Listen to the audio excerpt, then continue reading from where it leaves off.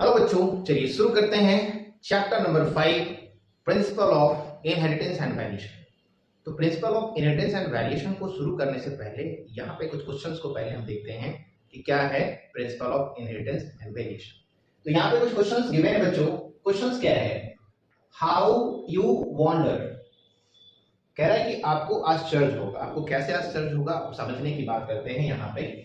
Why an elephant always gives birth only to a baby elephant। मैं यहाँ पे कह रहा हूं कि कैसे एक एलिफेंट जो है हमेशा एक बेबी एलिफेंट ही बनाता है, कुछ और नहीं बनाता। यानी एक जो एलिफेंट है वो एक बेबी एलिफेंट बनाता है, कोई और एनिमल नहीं बनाता, वो सिर्फ बेबी एलिफेंट बनाता है। तो बात समझने की जरूरत है कि एक जो ऑर्गेनिज्म है, जैसे कि एलिफेंट की हमने बात करी, तो एलिफेंट सिर्फ बेबी एलिफेंट बनाता है। ऐसा नहीं होता है कि एलिफेंट ने काऊ के बच्चे को जन्म दे दिया। ओके, अब समझने की आगे की बारी है। Why a mango seed form only a mango plant. कह रहा है कि क्यों एक मैंगो का सीड, क्यों एक मैंगो सीड सिर्फ और सिर्फ एक मैंगो प्लांट ही बनाता है। ये एनसीईआरटी की सवाल है, ये एनसीईआरटी के क्वेश्चंस हैं कि एक मैंगो के सीड जो है वो सिर्फ एक मैंगो के ही प्लांट क्यों बनाते हैं। इसके पीछे का रीजन क्या है? क्यों नहीं एक मैंगो के प्लांट में एक जो है गुआवा का प्लांट बन जा रहा है, यानी मैंगो के सीड से गुआवा का प्लांट बन जा रहा है। ऐसा बिल्कुल नहीं होता। क्यों ऐसा होता है कि मैंगो सीड से फिर मैंगो प्लांट ही बन रहा है? आगे का क्वेश्चन है, why siblings sometimes look so similar. Siblings का मतलब क्या है? आपस में जो हमारे भाई बहन है, अपने जो भाई बहन है, तो सिबलिंग्स कहते हैं। अपने ब्रदर्स को, अपने सिस्टर्स को एक साथ सबको क्या बोलते हैं? सिबलिंग्स बोलते हैं। यानी brother and sisters, brothers and sister आपस में कभी कभी क्या होते हैं? बहुत ज्यादा सिमिलर होते हैं। और क्या होता है? So similar to each other और some time even so difference. और कुछ समय ऐसा होता है कि बहुत ज्यादा एक दूसरे से अलग होते हैं। कभी कभी क्या होता है कि एक भाई जो कि एक ही माता पिता के बच्चे हैं, ये दोनों आपस में इतने डिफरेंस होते हैं कि नहीं पता चलता कि ये दोनों आपस में भाई हैं। कभी कभी इतना पता चलता है कि ये साफ साफ दिखते हैं कि ये दोनों भाई जो है एक जैसे दिख रहे हैं, यानी बहुत ज्यादा समानता होती है। कभी कभी क्या होता है? बहुत ज्यादा डिफरेंस होता है। तो रीजन बिहाइंड कि आखिर एक एलिफेंट बेबी एलिफेंट को जन्म दे रहा है, एक मैंगो सीड सिर्फ एक मैंगो प्लांट बना रहा है, क्यों एक जो सिबलिंग्स होते हैं वो आपस में बहुत ज्यादा सिमिलर होते हैं, और क्यों एक दूसरे से बहुत ज्यादा डिफरेंस हो जाते हैं कभी कभी। इसके पीछे का रीजन क्या है? इसके पीछे का कारण क्या है? अगर इसके पीछे के कारण को ढूंढने चलेंगे, इनके पीछे के रीजन को ढूंढने चलेंगे, तो हमें इनका रीजन क्या मिलेगा? आइए देखते हैं कि रीजन क्या मिलता है। रीजन क्या है? Answer of all these questions, ये जितने भी क्वेश्चंस यहाँ पे मिले हैं, इन सारे क्वेश्चंस के जो आंसर हैं आर इन जेनेटिक्स। किसके अंदर में है? जेनेटिक्स के अंदर में। यानी इन सारे के सारे क्वेश्चंस का अंदर का आंसर कहाँ मिलेगा? इन सारे क्वेश्चंस का आंसर कहाँ है? इन द जेनेटिक्स में। यानी जेनेटिक्स में हमें इन सब का आंसर मिल जाएगा कि क्यों एक ऑर्गेनिज्म अपने जैसे ही संतान की उत्पत्ति करता है, अपने जैसे ही क्यों जो है वो न्यू बेबी प्रोड्यूस करता है, वो किसी और के जैसे क्यों नहीं प्रोड्यूस करता। यानी एक ह्यूमन ही प्रोड्यूस करेगा, एक प्लांट जो है एक प्लांट ही प्रोड्यूस करेगा, एक इंसेक्ट जो है वो एक इंसेक्ट प्रोड्यूस करेगा। तो इसके पीछे का रीजन क्या है? तो इसके पीछे का रीजन जानने के लिए हमें समझना पड़ेगा जेनेटिक्स को, और जेनेटिक्स को समझने के लिए हमें समझना पड़ेगा हेरिडिटी को, और हेरिडिटी को समझने के साथ साथ हमें समझना पड़ेगा वेरिएशन को कि क्यों ये सारी चीजें बदलाव होती है। तो बच्चों, ह्यूमन ने ये जो जेनेटिक्स के बारे में जो जानकारी हासिल की, या कह सकते हो कि क्यों जो है एक ऑर्गेनिज्म अपने जैसे ही संतान की उत्पत्ति करता है, क्यों उसमें सिमिलरिटी आती है, क्यों इसमें डिसिमिलरिटी आती है, इसके बारे में लोगों को ये समझ में आ गया था। कब समझ में आ गया था ये चीज? तो human knew that as early as 8000 to 1000 BC, यानी 8000 से लेकर 1000 बीसी तक इनको ये पता चल गया था कि जो रीजन है, जो रीजन फॉर वेरिएशन है, रीजन फॉर वेरिएशन है, काउज ऑफ वेरिएशन है, वो कहीं ना कहीं कहाँ है?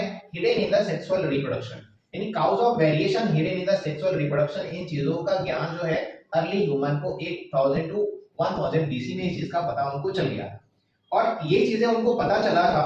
तो इस कारण से उन्होंने क्या किया? They develop a system of artificial selection. यानी आर्टिफिशियल सिलेक्शन का जो सिस्टम है उन्होंने डेवलप कर लिया, और आर्टिफिशियल सिलेक्शन के इस डेवलपमेंट के कारण एक जो बिल्ड काउ है, बिल्ड काउ यानी जो जंगली गायें हैं, उन जंगली गायों को आर्टिफिशियल सिलेक्शंस के थ्रू डोमेस्टिकेशन करके उसका आर्टिफिशियल सिलेक्शन करके उन्होंने एक नई प्रजाति बनाई जो अभी पंजाब और हरियाणा में उसको ज्यादा से ज्यादा जो है उसको पाला जा रहा है, डोमेस्टिकेट किया जा रहा है। तो वो जो काऊ है they form Sahiwal cow, Indian cow है साहिवाल, इंडियन काऊ है ना, जो कि कहां से बनाया गया है, तो एक बिल्ड काऊ से बनाया गया है। कहां से बनाया गया है, एक बिल्ड काऊ से बनाया गया है साहिवाल काऊ को, and method through the artificial selection के थ्रू, आर्टिफिशियल सिलेक्शन के थ्रू साहिवाल काऊ बनाया गया था। तो हम यहाँ पे समझते हैं हेरिडिटी को। What is heredity? हेरिडिटी है क्या? तो हेरिडिटी एक मेथड है जिसमें क्या होता है, जो पेरेंट का कैरेक्टर है, जो पेरेंट्स का कैरेक्टर है, वो कैरेक्टर ट्रांसफर होता है। किसमें ट्रांसफर होता है? ऑफस्प्रिंग में ट्रांसफर होता है। दैट मीन्स यहाँ पे कह सकते हैं कि transfer of parental character, transfer of parental traits from parent to offspring, from parent to offspring, generation to generation की बात करें, यानी पेरेंट्स का गुण अगर एक जनरेशन से दूसरे जनरेशन में जाता है या पेरेंट्स से ऑफस्प्रिंग में जाता है, तो इस मेथड को कह रहे क्या? हेरिडिटी कहते हैं। क्या कहते हैं इसको? हेरिडिटी। माता पिता का गुण बच्चों में जाना हेरिडिटी कहलाता है। क्या कहलाता है? हेरिडिटी कहलाता है। ओके, अब यहाँ पे समझते हैं कि जब ट्रांसफर होता है पेरेंटल कैरेक्टर पेरेंट से ऑफस्प्रिंग में, तो कुछ न कुछ क्या होते हैं, कुछ चेंजिंग आते हैं, कुछ न कुछ चेंजिंग आते हैं। वो जो चेंजिंग है, वो जो बदलाव है, वो जो चेंजिंग है, ये होता क्यों है ये तो बाद में बताएंगे, लेकिन वेरिएशन कुछ न कुछ आते हैं। अब ये वेरिएशन है क्या? तो वेरिएशन की अगर हम बात करें, तो वेरिएशन की अगर हम बात करें तो क्या है, ये क्या होता है? वेरिएशन क्या है? ये एक डिग्री है। Variation is a degree, variation is a degree by which progeny differ from their parent, ये एनसीईआरटी की लाइन है, कंप्लीटली ये एनसीईआरटी की लाइन है। एनसीईआरटी में इसी तरह से लिखा हुआ है कि वेरिएशन क्या है? डिग्री है। किसकी डिग्री है? डिग्री ऑफ डिफरेंस है, डिग्री ऑफ डिफरेंस है किसके बीच में? तो जो ऑफस्प्रिंग है और जो उनके पेरेंट हैं, तो पेरेंट और ऑफस्प्रिंग के बीच में कितना डिफरेंस आया है, दैट इज द वेरिएशन। यानी एक जो पेरेंट है और उनके जितने भी ऑफस्प्रिंग हैं, उनके बीच में क्या है? डिफरेंसेस। क्या है डिफरेंसेस? ये डिफरेंसेस क्या होती है? वेरिएशन होती है। यानी डिग्री ऑफ डिफरेंस अगर कम है, डिग्री ऑफ डिफरेंस अगर कम है, तो पेरेंट और उनके बच्चे लगभग ज्यादा सिमिलर दिखेंगे, और डिग्री ऑफ डिफरेंस अगर ज्यादा है, तो पेरेंट और उनके बच्चे क्या है? थोड़ा ज्यादा अलग दिखेंगे, ज्यादा उनमें वेरिएशन आ जाएगा। तो यहाँ पे अगर समझने की कोशिश करते हैं, तो यहाँ पे एक पेरेंट है और इस पेरेंट के कई बच्चे हैं, इस पेरेंट के कई बच्चे हैं। हम इन बच्चों को अगर देखते हैं तो क्या होता है कि मान लो कि ये जो है ना, ये गर्ल है, ये बॉय है, ये भी बॉय है और ये भी गर्ल है। तो यहाँ पे गर्ल है, बॉय है, फिर गर्ल है।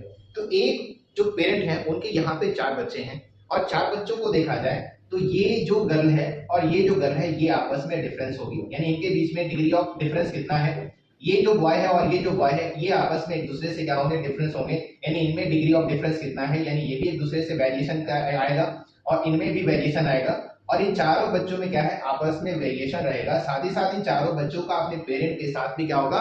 वेरिएशन आएगा। दैट मीन्स कह सकते हैं कि एक जो पेरेंट है, उनके बच्चों के बीच में डिफरेंस आएगा और बच्चों को आपस में भी डिफरेंस आएंगे। तो बच्चों को आपस में डिफरेंस होना और पेरेंट्स से भी डिफरेंस होना, ये जो चीजें हैं वो क्या कहलाएंगी? वेरिएशन कहलाएंगी। और वेरिएशन, कितना वेरिएशन आ रहा है वो डिपेंड करता है कि डिग्री ऑफ डिफरेंस कितना है। जेनेटिक्स क्या है? जेनेटिक्स को कैसे डिफाइन करेंगे? चलिए देखते हैं, समझते हैं। तो जेनेटिक्स क्या है? जेनेटिक्स डील करता है, क्या डील करता है? तो यहां पर हम कह सकते हैं कि branch of science which deals with heredity and variation, तो जो हेरिडिटी एंड वेरिएशन को डील कर रहा हो, हमने समझ लिया कि हेरिडिटी होता क्या है और हमने समझ लिया कि वेरिएशन क्या होता है। तो हेरिडिटी और वेरिएशन को जो डील कर रहा है उसे कहते क्या है? जेनेटिक्स कहते हैं। क्या कहते हैं उसको? जेनेटिक्स कहते हैं। अब इस जेनेटिक्स की शुरुआत जिसने करी है, हम उसे रिकॉग्नाइज करेंगे as a father of genetics के रूप में। तो फादर ऑफ जेनेटिक्स कहते हैं किसको है? तो फादर ऑफ जेनेटिक्स आ जाता है Gregor Gregor John Mendel. Gregor John Mendel. तो यहां पे हम करने वाले हैं ब्रीफ अबाउट मेंडल। तो मेंडल के बारे में समझते हैं थोड़ा। तो यहां पे बात कर रहे हैं कि मेंडल का जो जन्म है, मेंडल का जन्म कब हुआ था?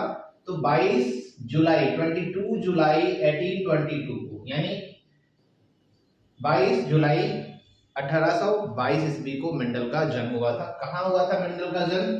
तो इनके विलेज का नाम है सिलिशियन विलेज है, जो कहां पड़ता है? हेंजेनडॉर्फ में पड़ता है। नाउ वो पार्ट है किसका? चेक रिपब्लिक का पार्ट है। किसका पार्ट है? चेक रिपब्लिक का पार्ट है। और ये पड़ता कहां है? तो ऑस्ट्रिया में पड़ता है। यानी कुल मिला के कह सकते हैं कि जो मेंडल जो साइंटिस्ट हैं वो कहां के साइंटिस्ट हैं? तो ऑस्ट्रिया के साइंटिस्ट है। कहां के हैं? ऑस्ट्रिया के साइंटिस्ट है। ओके। फैमिली की अगर बात करें तो फैमिली बैकग्राउंड क्या था? Poor farmer family. क्या थे? Poor farmer family.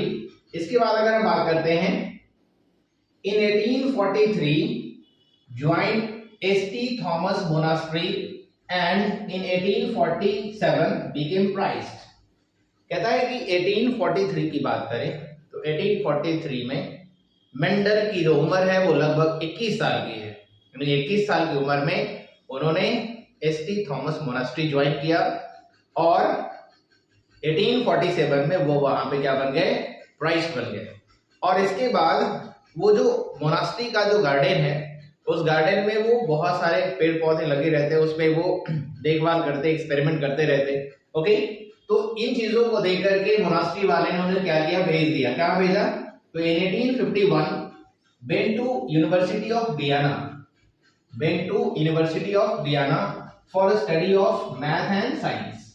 यानी higher study of mathematics and science, higher study of mathematics and science के लिए उनको भेजा। कहां गया? यूनिवर्सिटी ऑफ वियना, जो कहां पड़ता है? ब्रुन में पड़ता है, ऑस्ट्रिया में ही पड़ता है। ओके। इसके बाद देखते हैं, in 1856 started hybridisation experiment on pea plant. यानी कह सकते हो कि गार्डन पी प्लांट पे 1856 में उन्होंने hybridisation experiment on pea plant पे उन्होंने एक्सपेरिमेंट स्टार्ट किया। और ये एक्सपेरिमेंट लगभग 7 इयर्स तक उन्होंने किए। यानी 1856 से लेकर के 1863 तक ये एक्सपेरिमेंट उन्होंने किया था। 7 इयर्स तक एक्सपेरिमेंट किया। हम एक्सपेरिमेंट के बारे में आगे पढ़ेंगे, यहाँ पे हम ब्रीफ समझ रहे हैं। आगे समझते हैं क्या हुआ। कहता है रीड आउट हिज रिजल्ट। उन्होंने जो एक्सपेरिमेंट किया था उसके रिजल्ट को उन्होंने पढ़ा। किसके सामने रीड आउट किया? तो at 2 meetings of natural history society of Brunn. यानी एक साइंटिस्ट का एक संगठन है, एक तरह से कह सकते हो संगठन है, ऑर्गेनाइजेशन है, नेचुरल हिस्ट्री ऑफ सोसाइटी ब्रुन। यानी नेचुरल हिस्ट्री ऑफ सोसाइटी ब्रुन की अगर हम बात करें तो वहां पे उन्होंने अपने एक्सपेरिमेंट को रीड किया। कितने बार? 2 मीटिंग्स में, 2 बार। कब किया था? 1865 में किया था और 1866 में किया था। इन दोनों मीटिंग्स में उन्होंने रीड किया। लेकिन इन 2 मीटिंग्स में उन्होंने जो अपने एक्सपेरिमेंट को रीड किया, उस संगठन के सामने, ऑर्गेनाइजेशन के सामने, उस ऑर्गेनाइजेशन ने मेंडल के एक्सपेरिमेंट को ज्यादा वैल्यू नहीं दिया और वो अननोटिसेबल रह गया फॉर 34 इयर्स तक। क्योंकि 1980 में, यानी 1900 ईस्वी में 3 साइंटिस्ट ने रीडिस्कवरी किया सेम टाइप ऑफ एक्सपेरिमेंट को। इसीलिए हम बोल सकते हैं कि आफ्टर 34 ईयर यानी 1980 में रीडिस्कवरी हुआ मेंडल एक्सपेरिमेंट का बाय द 3 साइंटिस्ट, डी बैरी ने, करन्स ने और सेमाक ने किया था। 3 साइंटिस्ट ने किया। इसके बाद मेंडल के एक्सपेरिमेंट को ओपन किया गया, देखा गया, समझा गया और लोगों के बीच लाया गया कि जेनेटिक्स की शुरुआत कैसे हुई थी। इनके 1865 और 1866 में इन्होंने जो नेचुरल हिस्ट्री ऑफ सोसाइटी ब्रुन के सामने जो उन्होंने रखा अपने एक्सपेरिमेंट को, उनके सामने दिखाया, उन्होंने रिकॉग्नाइज नहीं किया, ज्यादा वैल्यू नहीं दी। कंडीशंस कई कंडीशंस थे। हम उस कंडीशंस की बात करें कि कौन कौन से कंडीशंस हैं जिसके कारण मेंडल के एक्सपेरिमेंट को नेचुरल हिस्ट्री ऑफ सोसाइटी ने ज्यादा वैल्यू नहीं दिया। यानी वो रीजन बन जाता है क्या? फेल्यूर का। और मेरिट का क्या है? क्या डिमेरिट और क्या मेरिट है इसकी हम बात करेंगे बाद में। तो हम पहले बात करेंगे क्यों जो है अनोटेसेबल रह गया और क्या एक्सपेरिमेंट किया और कौन कौन से उसमें जो ट्रेट है वो आए, क्या डोमिनेंट ट्रेट आया और क्या रिसेसिव ट्रेट आया, हम उसकी भी बात करेंगे। तो यहाँ पे हम बात करने वाले हैं reason for Mendel success. Mendel की सक्सेस के रीजन है, कुछ नोट आउट किए हैं हमने। तो यहाँ पे रीजन फॉर मेंडल सक्सेस में देखते हैं selection of garden pea plant for experiment. कहता सबसे पहले उन्होंने क्या किया कि गार्डन पी प्लांट को सेलेक्ट किया अपने एक्सपेरिमेंट के लिए। कोई बहुत बड़े प्लांट को नहीं लिया, ऐसे कॉमन से प्लांट को इन्होंने चूज कर लिया। अब गार्डन पी प्लांट को क्यों चूज किया इन्होंने, इसके पीछे का रीजन है कि गार्डन पी प्लांट को ही क्यों चूज किया। हालांकि ऐसा बताता है एक्सपेरिमेंट की बहुत सारे प्लांट को उन्होंने चूज किया था, लेकिन छाटते छाटते प्लांट में सबसे प्लांट बचा कौन, तो गार्डन पी प्लांट बचा। कुछ इसके पास कुछ यूनिक फीचर्स हैं, उन फीचर्स की बात करेंगे क्योंकि वो फीचर्स भी बोर्ड एग्जामिनेशंस में आते हैं कि what is the reason behind Mendel ने पी प्लांट को ही क्यों चूज किया। Reason for Mendel experiment plant कि क्यों चूज किया उसको। ओके, आगे समझते हैं। कंट्रोल्ड क्रॉस पॉलिनेशन, ये जो क्रॉस पॉलिनेशन कराया था मेंडल ने वो भी कंट्रोल वे में कराया। Studied dominant and recessive trait, दो तरह के ट्रेट उन्होंने निकाले, एक जो डोमिनेंट ट्रेट है, दूसरा जो रिसेसिव ट्रेट है। जो डोमिनेंट ट्रेट क्या होता है, रिसेसिव ट्रेट क्या होता है, हम बात करेंगे डोमिनेंट और रिसेसिव दोनों ट्रेट के बारे में आगे। पहले इसमें आगे समझते हैं। Maintenance of pure line breed, pure line breed को मेंटेन किया, यानी एक्सपेरिमेंट जो भी किया उन्होंने क्रॉस पॉलिनेशन भी कराए और क्रॉस पॉलिनेशन के साथ उन्होंने प्योर लाइन ब्रीड को भी मेंटेन किया, सेल्फ पॉलिनेशन भी कराया। तो सेल्फ पॉलिनेशन, क्रॉस पॉलिनेशन, ये सबको जो है मेंटेन किया, प्योर लाइन ब्रीड भी मेंटेन किया। तो ये रीजन बनता है लॉन्ग यानी 7 इयर्स तक, 1856 से 1863 तक इन्होंने एक्सपेरिमेंट किया एंड केयरफुल ऑब्जर्वेशन के साथ साथ रिकॉर्ड जो भी था सिस्टमेटिक रिकॉर्ड रखा। यानी लॉन्ग, ऐसा नहीं है कि एक्सपेरिमेंट कोई 1-2 महीने किया या 1 साल किया, 7 इयर्स के कंटिन्यूअस एक्सपेरिमेंट के बाद ये रिजल्ट उनको मिला और सिस्टमेटिक तरीके से वो रिकॉर्ड्स को रखा। तो ये कुछ की पॉइंट्स हैं जो मेंडल के सक्सेस को दिखाता है कि मेंडल ने जो काम किया वो बहुत ही सिस्टमेटिक तरीके से किया है। ये रीजन है कि मेंडल को सक्सेस मिला। लेकिन कौन कौन से ऐसे रीजंस हैं जिनके कारण मेंडल को नहीं मिला, रिकॉग्निशन नहीं मिला उस टाइम। अब हम यहाँ पे बात करेंगे रीजंस फॉर मेंडल फेलियर। तो कौन कौन से ऐसे कॉन्सिक्वेंसेस हैं जिसके कारण मेंडल अपने एक्सपेरिमेंट को उस समय शो नहीं कर पाए या उनको रिकॉग्नाइजेशन नहीं मिला। तो चलिए देखते हैं, समझते हैं। Reason for Mendel failure, lack of knowledge of chromosome and gene. कहता है कि मेंडल्स को क्रोमोसोम और जीन की नॉलेज नहीं थी। उन्होंने एक टर्म इस्तेमाल किया था फैक्टर, और फैक्टर का वो कोई फिजिकल प्रूफ नहीं दे पाए थे, क्रोमोसोम और जीन जैसे किसी भी शब्द का इस्तेमाल नहीं किया था। तो ये माना जाता है कि मेंडल्स को नॉलेज नहीं था क्रोमोसोम और जीन के बारे में। तो ये कुछ रीजन बनते हैं कि मेंडल के फेलियर के बारे में बताता है। Use term factor and not provide physical proof. कहता है कि फैक्टर टर्म का इस्तेमाल किया और किसी भी तरह का कोई फिजिकल प्रूफ नहीं दिया गया कि ये फैक्टर होता क्या है। मेंडल ने बताया कि कुछ फैक्टर्स के कारण डोमिनेंट हो जाते हैं, रिसेसिव हो जाते हैं, लेकिन ये फैक्टर्स क्या है, इस फैक्टर्स के बारे में मेंडल ने कोई फिजिकल प्रूफ नहीं दिया। तो ये एक रीजन बनता है। Use of mathematical approach was unfamiliar in biology.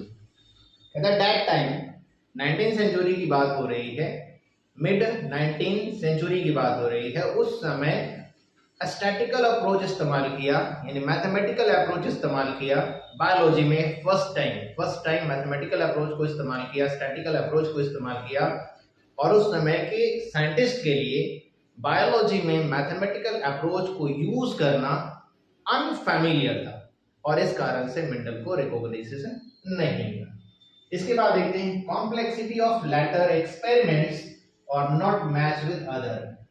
कहता है जो एक्सपेरिमेंट उन्होंने पी प्लांट के लिए किया था वो एक्सपेरिमेंट सारे ही प्लांट के लिए मैच नहीं करते थे। कुछ प्लांट में मैच करते थे, कुछ प्लांट में मैच नहीं करते थे। तो इस कारण से सारे प्लांट के लिए, चूंकि ये एबल नहीं था ये एक्सपेरिमेंट की सबके साथ मैच कर जाए, तो ये भी बताया गया कि कॉम्प्लेक्सिटी हो गई, यानी एक्सपेरिमेंट अलग अलग प्लांट के लिए अलग अलग हो सकता है, इस तरह की कॉम्प्लेक्सिटी आ गई, इस तरह से भी उसको रिकॉग्नाइजेशन नहीं मिला। एक मोस्ट इंपॉर्टेंट थिंग है कि उस समय की बात है जब एक थ्योरीज आई थी, the origin of species, the origin of species जो थ्योरी आई थी, उस समय डार्विन सबसे ज्यादा चर्चे में थे और डार्विन के चर्चे सब जगह थे, और उस दौरान ही इन्होंने अपने एक्सपेरिमेंट को वहां पे दिया। तो ये एक रीजन बनता है, बड़ा सा रीजन बनता है उनके एक्सपेरिमेंट को अनरिकॉग्नाइज होने का। तो यहाँ पे लिखा है कि popular theory given by Darwin that time, उस समय दिया था, द ओरिजिन ऑफ स्पीसीज, तो इस कारण से भी जो मेंडल के एक्सपेरिमेंट है उसको अनरिकॉग्नाइजेबल रखा गया या लोगों ने उस पर ध्यान नहीं दिया। अब आगे समझते हैं मेंडल के एक्सपेरिमेंट को, यानी मेंडल एक्सपेरिमेंट की अगर हम बात करेंगे तो किस तरह से लॉ दिए गए, यानी Mendel's law of inheritance, Mendel's law of inheritance की हम बात करेंगे, और यहाँ पे बात करेंगे कुछ और टर्मिनोलॉजी की, और इसके बाद बात करेंगे, यहाँ पे हम बात करेंगे कि मेंडल ने जो प्लांट चूज किया था, पी प्लांट, उसके बारे में बात करेंगे। तो कौन कौन से ऐसे फीचर्स हैं गार्डन पी प्लांट में जो मेंडल को अपनी ओर आकर्षित करता है एक्सपेरिमेंटल प्लांट के रूप में चूज करने के लिए। तो आइए समझते हैं। तो यहाँ पे देखते हैं, Mendel conducted hybridisation experiment on garden pea plant for 7 years between 1856 to 1863। 1856 से 1863 तक एक्सपेरिमेंट किया, 7 years का ये एक्सपेरिमेंट है, और 7 year के एक्सपेरिमेंट में गार्डन पी प्लांट को ही चूज किया। क्वालिटीज और features of the garden pea plant. तो सबसे पहला ये है कि ये एनुअल प्लांट है, यानी 1 साल के अंदर ही अपना लाइफ स्पैन पूरा कर लेता है, 1 साल के अंदर ही अपना लाइफ स्पैन पूरा कर लेता है, कंप्लीट लाइफ स्पैन 1 साल के अंदर पूरा कर लेता है, 3 से 4 महीने में पूरी तरह से ये हार्वेस्ट हो जाता है। अब ये एक जनरेशन में क्या कर रहा है, यानी 1 year के अंदर 2 से 3 बार आप इसे उगा सकते हैं, और आप इसके फीचर्स को देख सकते हैं कि कौन कौन सा फीचर्स चेंज हो रहा है। कह रहा है इसके पास परफेक्ट बाइसेक्सुअल फ्लावर है, परफेक्ट बाइसेक्सुअल फ्लावर है, यानी बाइसेक्सुअल तो नहीं, साथ ही साथ क्या है, क्लिस्टोगैमस फ्लावर है। क्लिस्टोगैमस फ्लावर का मतलब होता है क्लोज फ्लावर, जिसके पास एंड्रोएशियम और गाइनोएशियम, यानी मेल पार्ट और female part, male part of flower and female part of flower अगर कोरोला के अंदर में छिपे रहते हो, कोरोला के अंदर में, पेटल्स के अंदर में छिपे रहते हो, यानी वो नेचुरली सेल्फ पॉलिनेशन ही करा सकता है, क्रॉस पॉलिनेशन पॉसिबल नहीं है नेचुरली, तो ऐसे फ्लावर, क्लोज फ्लावर को कहते हैं क्लिस्टोगैमस फ्लावर। क्योंकि लेग्यूमिनस फैमिली है, तो लेग्यूमिनसी फैमिली में क्या होता है कि जो वैक्सिलरी एस्टिवेशन होते हैं, वैक्सिलरी एस्टिवेशन होते हैं, इस कारण से क्या होता है कि जो उनके जो एंड्रोएशियम है, गाइनोएशियम है, वो बंद होते हैं। तो ऐसे फ्लावर जिनमें एंड्रोएशियम, गाइनोएशियम जो है वो पेटल्स के अंदर बंद रहता हो, उसको कहते क्या है, क्लिस्टोगैमस फ्लावर। तो बाइसेक्सुअल फ्लावर है, बस परफेक्ट बाइसेक्सुअल फ्लावर है, परफेक्ट बाइसेक्सुअल फ्लावर है। ओके, इसके बाद है easy to grow, easy to grow and handle, मतलब बहुत छोटा प्लांट है। अब छोटा प्लांट है तो इसको आसानी से खेतों में लगा सकते हो, और इसकी केयरिंग भी अच्छी तरह से कर सकते हो। बहुत केयरिंग करने के लिए कोई बहुत मेहनत करने की आवश्यकता नहीं है, आसानी से इसकी हैंडलिंग कर सकते हैं, आसानी से इसकी देखभाल भी कर सकते हैं। Okay, produce large number of seeds in one generation, एक जनरेशन में बहुत सारे सीड्स बनाता है, एक ही जनरेशन में बहुत सारे सीड बनाते हैं। तो large number of seeds produce कर रहा है इन वन जनरेशन, एक जनरेशन में बहुत सारे सीड प्रोड्यूस करे, तो बहुत सारे सीड प्रोड्यूस करें, आप बहुत सारे सीड लगा करके और भी बहुत सारे प्लांट का एक्सपेरिमेंट कर सकते हैं। तो ये चीजें इसमें काफी अच्छी थी। इजली सोज हिज कॉन्ट्रास्टिंग ट्रेड्स, इसके पास जो ट्रेड्स हैं, जो इनके पास में वांटेड, इनके पास में जो अच्छे गुण हैं, जो कॉन्ट्रास्टिंग ट्रेड है, ये ट्रेट डोमिनेंट हो सकते हैं, ये गुण रिसेसिव भी हो सकते हैं, बट जो भी कैरेक्टर्स आ रहे हैं इस कैरेक्टर को इजिली बहुत आसानी से ये शो कर देता है और जो एक्सपेरिमेंट करने वाला है ये आसानी से इसे रिकॉग्नाइज भी कर सकता है। तो ये कुछ फीचर्स हैं जो बोर्ड एग्जाम में अगर ये क्वेश्चंस आते हैं आपको ये पॉइंट काफी इंपॉर्टेंट फील करोगे आप जब आपको ये क्वेश्चंस आएंगे और आसानी से आप इसे लिख दोगे और आपके पास 3 या 5 नंबर आपको मिल जाएंगे। तो ये काफी इंपॉर्टेंट पार्ट है एग्जामिनेशन पॉइंट ऑफ व्यू से, board examination point of view से काफी इंपॉर्टेंट है, NEET examination point of view से काफी इंपॉर्टेंट है कि जो मेंडल ने एक्सपेरिमेंट किया था। सबसे पहला क्या है कि मेंडल ने जो एक्सपेरिमेंट किया था उस पेपर का नाम क्या है, यानी एक्सपेरिमेंट किया था उसका पेपर का नाम क्या है, टाइटल क्या है। तो टाइटल है हाइब्रिडाइजेशन एक्सपेरिमेंट, ध्यान रखना है, hybridisation experiment on garden pea plants, hybridisation experiment on garden pea plant ये टाइटल है। ये कई बार नीट में क्वेश्चन आ चुका है, कई बार ये नीट में क्वेश्चन आ चुका है, बोर्ड में तो आता ही आता है। तो मेंडल ने गार्डन पी प्लांट को चूज किया है और कितने पी प्लांट को, 14 वैरायटीज, क्वेश्चन आता है 14 वैरायटीज ऑफ पी प्लांट को इस्तेमाल किया है किसने, मेंडल ने। अब समझते हैं कि क्या है ये। Mendel selected 14 true breeding pea plant varieties, true breeding pea plant varieties कितने, 14, यानी 14 ट्रू ब्रीडिंग प्लांट को चूज किया है। 7 इयर्स में 14 ट्रू ब्रीडिंग प्लांट्स को उन्होंने चूज किया और एक्सपेरिमेंट किया और कॉन्ट्रास्टिंग ट्रेट उनको मिला। तो क्या क्या कॉन्ट्रास्टिंग ट्रेट मिला यहाँ पे समझते हैं। Some of contrasting traits are as follows, कौन कौन से कॉन्ट्रास्टिंग ट्रेट्स मिलते हैं तो आइए समझते हैं इसको। तो सबसे पहले यहाँ पे एक तरफ लिखेंगे कैरेक्टर्स की बात करेंगे और एक तरफ हम यहाँ पे लिखते हैं डोमिनेंट ट्रेट और फिर हम बात करेंगे यहाँ पे recessive trait, dominant trait and recessive traits. तो एक तरफ से हमें मिला डोमिनेंट और एक तरफ से हमें मिला रिसेसिव ट्रेट और यहाँ पे हम समझते हैं कि कौन कौन से वैरायटीज हैं। तो 14 वैरायटीज में तो यहाँ पे देखना है कैरेक्टर्स क्या है। तो सबसे पहले हम कैरेक्टर्स की अगर हम बात करेंगे तो सबसे पहले क्या कैरेक्टर्स चूज करना है, सबसे पहले हमें क्या कैरेक्टर्स चूज करने हैं। तो सबसे पहले प्लांट में दिखता क्या है, सबसे पहले हमें प्लांट में दिखता है कि प्लांट की हाइट क्या है, यानी प्लांट के लेंथ की बात हम करेंगे। तो सबसे पहले हम बात करेंगे किसकी, हाइट की,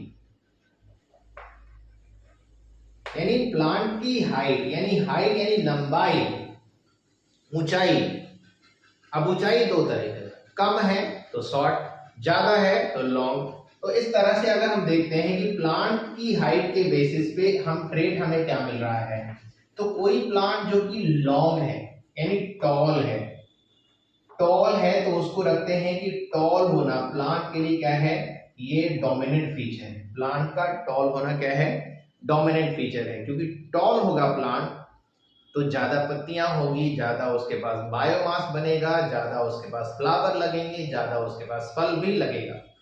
तो ये सारे जो फीचर्स हैं कि अगर कोई प्लांट टॉल है तो उसके पास हर चीजें लगभग ज्यादा हो जाती है, तो ये डोमिनेंट फीचर है, इफेक्टिव गुण है, प्रभावी गुण है।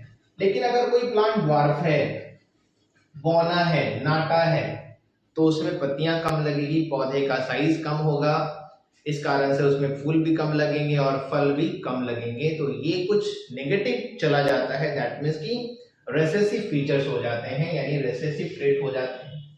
इसके बाद प्लांट में हमें क्या दिखेगा, प्लांट के लेंथ के बाद हमें क्या दिखेगा। अगर प्लांट बड़ा हो गया उसके बाद हमें क्या दिखता है, प्लांट में दिखता है हमें फ्लावर। और फ्लावर में हम सबसे पहले देखेंगे कि फ्लावर का कलर क्या है और फ्लावर कहाँ पे खिला है, यानी फ्लावर की पोजीशन की बात करेंगे। तो यहाँ पे बात हम करते हैं फ्लावर पोजीशन की, फ्लावर पोजीशन की बात करेंगे, फ्लावर पोजीशन की बात करेंगे। तो हम सेकेंड यहाँ पे बात करेंगे फ्लावर पोजीशन की, क्योंकि प्लांट में अगर लेंथ बढ़ता है यानी प्लांट बड़ा हो गया तो उसके बाद उसमें फ्लावरिंग आती है और फ्लावर आ रहा है तो फ्लावर की पोजीशंस क्या है, टर्मिनल पोजीशन है या एक्सियल पोजीशन है। तो यहाँ पे समझते हैं कि फ्लावर की पोजीशन की अगर हम बात करें तो अगर पोजीशन एक्सियल है तो वो कहलाता क्या है कि ये डोमिनेंट है, और अगर फ्लावर पोजीशन क्या है टर्मिनल है तो ये कहलाता क्या है रिसेसिव है। जैसे कहोगे कि कोई प्लांट है इस तरह से, और प्लांट में इस तरह से ऐसे करके पत्तियां लग रही है, ऐसे करके पत्तियां लग रही है, और फ्लावर यहाँ से लग रहा है, फिर फ्लावर यहाँ से लग रहा है। तो जैसे जैसे प्लांट ग्रो करेंगे वैसे वैसे क्या होगा, फ्लावर लगता जाएगा। तो ये जो फ्लावर है ये एक्सिल पे फ्लावर है, ये जो फ्लावर लग रहा है एक्सिल पे फ्लावर लग रहा है। और अगर कोई प्लांट है और इस प्लांट में क्या हो रहा है कि ये जो ब्रांच है ये एंड हो रहा है फ्लावर में, और उसके बाद कोई नया जो है पत्तियां आ रही है या फूल लग रहा है, तो अगर कोई भी ब्रांच अगर फ्लावर के साथ टर्मिनेट हो रहा है, फ्लावर के साथ अगर टर्मिनेट हो रहा है, तो समझो कि क्या है कि इस ब्रांच का लिमिटेशन हो गया। अगर इस ब्रांच का लिमिटेशन हो गया तो अब इसके आगे फूल नहीं लगेगा, जो भी लगेगा वो नीचे लगेगा। इसका मतलब है कि इसमें लिमिट नंबर ऑफ फ्लावर है और लिमिट नंबर ऑफ फ्रूट्स भी मिलेंगे। तो लिमिट अगर हो गया है दैट मींस कि ये रिसेसिव कैरेक्टर चला जाएगा, डोमिनेंट में नहीं आएगा। लेकिन इस केस में क्या है कि अगर फ्लावर लग रहा है, जैसे जैसे प्लांट बड़ा हो रहा है वैसे वैसे फ्लावर नए लगते जा रहे हैं, तो ये क्या हो रहा है कि प्लांट बढ़ता जाएगा और नए नए फ्लावर इसमें लगते जाएंगे। तो ये क्या है, डोमिनेंट का फीचर है। ये क्या है, डोमिनेंट का फीचर होता है। टॉल भी हो गया और यहाँ पे ये ड्वार्फ भी दिख रहा है, और ये इसमें ये कंडीशन दिख रहा है। आगे समझते हैं। इसके बाद फ्लावर के कलर की बात करें, फ्लावर के कलर की बात करें कि फ्लावर का कलर क्या होगा। तो फ्लावर का कलर एज पर एक्सपेरिमेंट के बेसिस पर अगर देखा जाए, एज पर एक्सपेरिमेंट के बेसिस पे देखा जाए कि फ्लावर का कलर अगर वायलेट है या रेड है, वायलेट है या पर्पल है या रेड है, तो वो क्या होता है कि ऐसे प्लांट जिसके फ्लावर वायलेट है या पर्पल है, तो उसको अगर हम व्हाइट फ्लावर वाले प्लांट के साथ अगर क्रॉस कराते हैं तो हमारा एक्सपेरिमेंट जो हमारा आ रहा है, F1 जनरेशन जो हमारा आ रहा है, वो आता क्या है, तो पर्पल या वॉयलेट आता है, पर्पल या वॉयलेट ही आता है। तो यहाँ पे पर्पल और वॉयलेट जो होते हैं वो डोमिनेंट आते हैं, और जो व्हाइट फ्लावर होता है वो क्या होता है, रिसेसिव हो जाता है। इसके बाद समझते हैं, अगर फ्लावर लगा तो फ्लावर किस में कन्वर्ट हो जाएगा, फ्लावर लग गया है तो फ्लावर किस में कन्वर्ट हो जाएगा, तो फ्लावर कन्वर्ट हो जाएगा पॉड में, दैट मींस फ्रूट में। तो अब यहाँ पे बात करेंगे पॉड की। तो पॉड में भी कंडीशन है। पहले हम बात करेंगे पॉड के शेप की, बात करेंगे कि पॉड का शेप क्या है। पॉड में सीड भरे हुए हैं, बड़े बड़े हैं या छोटे छोटे पिचके हुए सीड हैं। तो अगर भरा हुआ सीड रहेगा तो पॉड कैसा रहेगा, कैसा पॉड रहेगा, फुल पॉड होगा। और नहीं तो पॉड कैसा होगा, जो फ्रूट है, जो मटर का जो फ्रूट है जिसको पॉड कह रहे हैं, वो पिचका हुआ रहेगा। ओके, तो इसमें हम कह सकते हैं कि जो डोमिनेंट है वो क्या होगा, फुल पॉड होगा। कैसा होगा, फुल पॉड होगा। और नहीं तो फिर क्या होगा, कंस्ट्रिक्टेड होगा। कैसा होगा, कंस्ट्रिक्टेड होगा। कैसा होगा, कंस्ट्रिक्टेड होगा। यानी कंस्ट्रिक्टेड पॉड वाला जो है प्लांट, यानी फुल पॉड डोमिनेंट, और कंस्ट्रिक्टेड पॉड जो है वो क्या होता है, रिसेसिव कैरेक्टर्स को शो करता है, रिसेसिव ट्रेट को शो करता है। इसके बाद समझते हैं पॉड के बाद, पॉड शेप के बाद पॉड कलर की बात करें, तो आप देखोगे कि अगर कोई भी प्लांट है और उसमें पॉड बना है, उसमें फ्रूट लगे हैं, तो ज्यादातर जो पॉड है वो ग्रीन कलर के होते हैं। और बहुत बड़े ढेर में अगर देखो तो कुछ ऐसे पॉड मिलेंगे जो आपको येलो मिलेंगे। दैट मीन्स पॉड कलर अगर ग्रीन है तो ये क्या है, डोमिनेंट है। और अगर येलो कलर ऑफ पॉड मिल रहा है तो ये क्या मिल रहा है, रिसेसिव मिल रहा है। क्या मिल रहा है, रिसेसिव। यानी पॉड कलर ग्रीन होना डोमिनेंट का फीचर है, और पॉड कलर येलो होना ये रिसेसिव का फीचर है। ओके, इसके बाद अगर पॉड को निकालेंगे, पॉड से निकालेंगे तो मिलेगा क्या, सीड मिलेगा। तो सीड मिलेगा तो पहले देखेंगे सीड का शेप क्या है, सीड का शेप। तो सीड के शेप में आपको मिलेगा क्या, कुछ सीड ऐसे मिलेंगे जो बिल्कुल राउंड मिलेंगे, और कुछ सीड ऐसे मिलेंगे जो पिचके हुए चिपटा सीड मिलेगा। तो वैसे सीड को बोलते हैं रिंकल्ड। सीड का रिंकल्ड होना रिसेसिव है, और सीड का राउंड होना डोमिनेंट होता है। तो यहाँ पे हम बात कर रहे हैं round seed, round seed, round shape, और एक होता है क्या है, रिंकल्ड, रिंकल्ड सीड और क्या है राउंड सीड, यानी राउंड शेप की बात कर रहे हैं, यानी राउंड। इसके बाद शेप के बाद अगर हम बात करेंगे तो कलर, सीड का कलर कैसा होगा, सीड का तो सीड शेप के बाद हम समझते हैं सीड का कलर क्या होता है। तो सीड के कलर की जो हम बात कर रहे हैं, अगर सीड सूखने के बाद ग्रीन कलर है और सीड सूखने के बाद येलो कलर है, तो येलो इस कलर के सीड को डोमिनेंट माना जाता है और ग्रीन कलर का जो सीड होता है वो रिसेसिव माना जाता है। तो यहाँ पे सीड कलर की बात कर रहे हैं, तो सीड का कलर अगर येलो है तो ये डोमिनेंट है, और सीड का कलर अगर ग्रीन है तो ये क्या है रिसेसिव है। तो यहाँ पे आपको मिल रहे हैं 14 true breeding pea plant varieties. कैसे मिल रहे हैं, तो यहाँ पे एक जो वैरायटीज है वो टॉल की है, दूसरी जो वैरायटी है वो क्या है ड्वार्फ की है। इस तरह से आपको 7 वैरायटीज आपको मिल गए हैं डोमिनेंट के, और 7 वैरायटीज आपको मिल गए हैं रिसेसिव के। तो कुल मिला के आपको मिलता कितना है 14 वैरायटीज ऑफ पी प्लांट। अब इस पी प्लांट का जो डोमिनेंट और रिसेसिव फीचर्स है वो किस तरह से वर्क कर रहा है वो हम समझेंगे किसमें, तो एक्सपेरिमेंट, मेंडल एक्सपेरिमेंट में समझेंगे। यानी एक्सपेरिमेंट जो हम पढ़ेंगे मेंडल्स का, उसमें हम समझ पाएंगे कि कैसे ये ट्रेड्स आते हैं, कैसे ये ट्रेड इफेक्ट करते हैं डोमिनेंट और रिसेसिव ट्रेड।